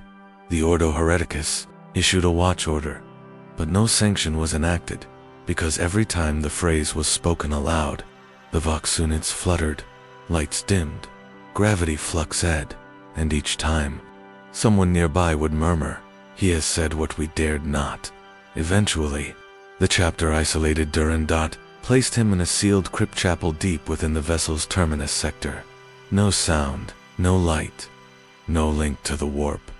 He remained awake, still, breathing, not chanting, just present. Then came the dreams. Across the systems, unconnected individuals began to report identical visions. A cathedral of Ashdod, a pulpit made of silence, and at its center, not a throne, but a kneeling figure, helmet at its side, whispering softly into his own cupped hands. No voice, but the words arrived. Nonetheless, not doctrine, not heresy, just that same simple fracture. "I do not know if he hears us." Some recoiled, others agreed, and a few, a rare few, responded aloud in their sleep, "It does not matter, I still speak." The echo has never repeated. It never needed to. It entered the galaxy like a pinprick in glass, and now, the cracks deepen quiet, slow, patient. No orders were given, but shrines are being built without altars, prayers are spoken without names, and in silent corridors across the void, warriors once forged by certainty now kneel not in doubt, nor in faith but in the space between them. Inquisitor Thale Orenka was not known for mercy. Her record read like a wound list across the segmentum tempestus purged sects, raised libraries, entire populations cauterized from history beneath her black seal. She did not tolerate mystery. She dismantled it. What others feared to study, she incinerated. What others hesitated to name, she interrogated into ash. But there was one question she never asked aloud, one that lived behind her eyes, unseen but persistent. What am I not seeing? Not about chaos, about herself. She had seen the worst of mankind. She had sanctioned unclean knowledge, trod holy ground with iron boots, broken demons into wordless submission. And still, she felt it something watching, not the warp, something inside it, or perhaps next to it, not hungry, not hateful, curious. The right was unspoken, forbidden not by the Inquisition, but by those who remembered why it was once allowed. A reflection, drawn not in glass, but in warp displacement. A mirror made of the observer's own psychic imprint, held stable by will and silence. No questions, no demands, just one act. To see oneself as the Immaterium does, she prepared in secret. No retinue, no scribes. One null-warded chamber, deep within a derelict void station orbiting a dead star, so cold even thought moved slower. She placed 7 shards of black crystal in a spiral, dried her blood into sigils on the ceiling, removed her name from every seal. She wore a dot, and then she stepped into the circle. It was said to be instant. It was not the first thing she saw, was herself, but not her face, her shape, her decisions, her memories, her fears. Not as feelings, but as terrain. Landscapes built from everything she had ever chosen to become. Towers of judgment, rivers of control, forests of suspicion grown so thick they choked light. Then, behind that something else, a second shape, identical in structure, but reversed, not opposite, prior. A version of her that had not yet asked the question, but already knew the answer. And that version looked at her, and smiled. No malice, no warmth, just calm. Recognition. And then everything broke. Not her mind. Her sight. The vision did not go black, that it folded. Colors imploded into meaning. Shapes curled into voices.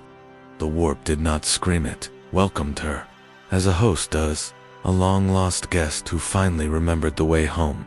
When she was found 17 hours later, she was kneeling at the center of the chamber, eyes open, completely white, unburned, but blind. Her mouth was closed, not clamped, sewn thin threads, almost invisible. Warp stuff, tight and soft like spider silk, pulling her lips into silence. She did not struggle. She did not cry. She reached out, took a stylus from the hand of a terrified acolyte, and wrote with mechanical precision. I was already there. The Inquisition moved to contain her, but none could approach the chamber. Without faltering, their thoughts drifted. Hands trembled. No demonic signature, no psychic pressure. Just a presence, a stillness, as if something else was still in the room with her. Or, worse, in her place. She was relocated to a sealed vault. No attempts were made to restore her sight or voice. She didn't need them, because when she entered a room, others felt what she had seen, not the vision, the echo of it. An agent who stood too close to her collapsed, whispering, "I remembered myself watching me." An interrogator shot himself after dreaming for 3 nights of a woman with sewn lips, standing in a corridor of glass that reflected his childhood scenes. One astropath broke silence long enough to say, "She brought back something that wasn't hers, but recognized her anyway." Inquisitorial records remain sealed. Her name now exists in only one file. Her rank stripped, her clearance revoked, but her presence is still used, not for interrogations, for confirmations, when doctrine is questioned, when heresy wears the shape of truth, when silence is needed where the word once ruled. They bring her in. She stands, waits, and everyone feels it. Not pressure, not authority, but recognition, as if the warp itself is remembering who you are. Through her, she no longer writes, she no longer moves, but sometimes her mouth twitches beneath those near invisible threads, as if she's smiling, or speaking not to them, but to the thing still watching from behind the mirror. He walked out of the Eye of Terror, barefoot, clothed in dust and silence. No escort, no ship, no signal. Just one figure, alone, moving calmly across the barren ridge outside Outpost Solaris Prime, where nothing lived and nothing returned. The rift loomed behind him, its churning kaleidoscope of damnation, swirling with quiet hunger, but it did not touch him. No corruption curled at his heels. No warp signature trailed his breath. The Auspex registered no anomaly, and yet every servitor nearby seized in place. One burst into flame, another simply began humming, a tune none of them had been programmed to know. He said nothing as he entered the base.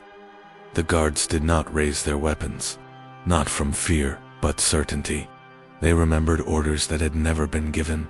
Shift rotations rearranged themselves in their data slates to accommodate his presence. Doors unlocked without code. Lights dimmed to match the warmth of his skin. He smiled. The Medicae examined him. No implants, no burns, no warps, no trauma. Heartbeat even, pupils responsive, blood clean, gene structure, baseline, Terran standard, no deviation. His only possessions were a strip of cloth around his waist, sun-cracked skin, and a small pendant of the Imperial Aquila, carved from bone so old its carbon layers no longer returned datable results. They asked his name. He gave none. They asked where he had come from. He only answered with a single word: home. When placed in a holding chamber, he began to speak. Not in defense, not in prayer. He sang, not melody. Sermon. The cadence was unmistakable. Each line matched documented transcripts of the Emperor's own orations, those delivered during the Unification Wars, recorded by ancient autoquills now sealed in vaults beneath the Imperial Palace. Verbatim, inflection, breath, pause. Even the errors, the broken sentence halfway through the sermon of fire given at Gadu Ridge, when the Emperor halted to stare down a fleeing rebel contingent. The man sang that silence, too, perfectly. He never claimed identity. He never said who had given him the words, only that he had heard them in a place where sound had no meaning, a place without shape, or time, or promise, a place where he had waited for, what? He did not know until the voice came. And with it, memory. Not his. Ours. When the ecclesiarchy demanded custody, he complied. When the Inquisition ordered a full psychic scan, the astropath screamed before contact, clawing her own ears off before dying from what she described as silence that sings. The black ships refused to transport him. They claimed his presence caused navigators to see reflections of themselves on every horizon. Not altered, not monstrous. Just honest. One scribe tried to record his words. Her hands froze mid-transcript. When her stylus moved again, she had written not what he said but what she would have said had she possessed courage. The man read. It smiled. And wept. He never spoke of the warp. Never mentioned demons. Never condemned or absolved. He simply spoke, each word carrying the weight of things humanity had forgotten to hope for. He asked no questions. He gave no warnings. He simply sang, and each note was a reminder, not of salvation, of recognition, that once, before bureaucracy and penitence and flame, the Imperium had believed not in punishment, not in hierarchy, but in purpose. And he brought that back, not as promise, as presence. That Emperor's sermons had been delivered to billions, but now, somehow, they lived in one man, and no one could explain why. He walked freely. No prison could hold him, no will could restrain him, no truth could deny him, because he never claimed anything. He never needed to, for all who heard him already knew. He was the pilgrim who made it, through madness. Through fire, through the heart of chaos itself, and returned, untouched, because what waited for him in the dark did not demand his soul. It simply gave him back wit. We had all forgotten we lost. There was no explosion, no demon cry, no beacon flaring from the depths of the eye, no madness sweeping across the stars. Just a pause, subtle, subterranean, like the hush before a verdict, when breath is held without knowing why. In the segmentum solar, the astronomicon faltered, not extinguished, not dimmed. It skipped, one beat late, then two, then back in time with itself, a rhythm disturbed, not by interference, but by curiosity, as if the light itself had turned to look over its shoulder, a silence measured not in distance or time, but in attention. Fleets lost in the void began reporting delays in warp translation, not due to storms or demons, but a soft drag, like reality itself, no longer responded instantly. Astropaths across several sectors awoke from fugue states, mumbling the same sentence. It hears you now. No coordinates, no origin, no will. Just listening. Planets began to dream. Not metaphor, not myth. Cognitive bleed across hive minds, farm worlds, orbital bastions. Entire populations reported identical images: white soil, a figure in shadow, the sound of something asking without speaking, a listening so complete it changed nothing, but made everything known.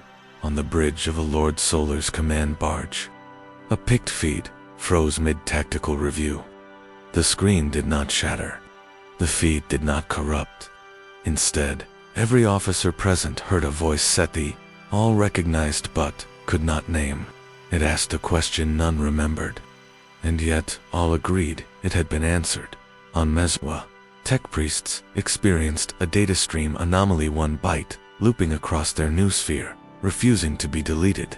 It translated, finally, into a pre-imperial dialect. A query. 6 words. What did you think I was? The High Lords convened. Nothing was said aloud. The logs were blank, but each lord, in private, changed their seals. Not to a new alignment, to a contingency. Not for war, not for peace, for contact. Because that's what it felt like. Not an invasion. Not a whisper of chaos or xeno interference. Just contact a presence that neither threatened nor declared, only understood and waited. The black ships turned course, not from orders, but from instinct. Some captains refused to explain. Others simply stated, "We are no longer the ones choosing which voices are heard." Within the vaults of Terra, a single cherub malfunctioned and sang a lullaby composed only of vowels. In the wilds of the Ghoul Stars, a beacon activated that no Adeptus Mechanicus archive could confirm had ever been built. In the catacombs beneath the Basilica of St. Orlan, a statue wept rust, not blood, not oil, just rust as if it had finally aged. And no one could find the reason, because no threat had been made, no doctrine broken, no enemy, named only a new variable. One that did not behave. Did not scream, did not hunger. Did not even answer, only asked, only waited. And from then on, the Imperium changed, not in banners, not in declarations, but in feeling. The warp still raged, demons still clawed, heresy still bloomed, but beneath it all, something else now moved, a rhythm beneath the screams, a silence within the noise, a knowing that did not come from faith or defiance. It came from reflection, the sense that the galaxy itself had been seen and not judged, not punished, just held, observed, with something akin to patience. The Ordo Chronos locked its doors. The Ordo Malleus went silent. The Grey Knights replaced every purity seal in their librarium vaults, not from contamination, but out of uncertainty. For in every shadow now sat the same echo. If it wanted to speak, would we recognize the voice? And deeper still, if it already had, would we know? The pilgrim disappeared. The mirror remained. Unbroken, the blood-weeping candle melted into salt. The singing chaplain never wept again, and somewhere in the deep between worlds, where warp and void fold around truths too quiet for war, something listens. Still. Not to command, not to feed, not to correct, only to witness, and to ask the one question that will never be purged, never be codified, never be erased by decree or flame. Do you remember what you were? Before you forgot to ask.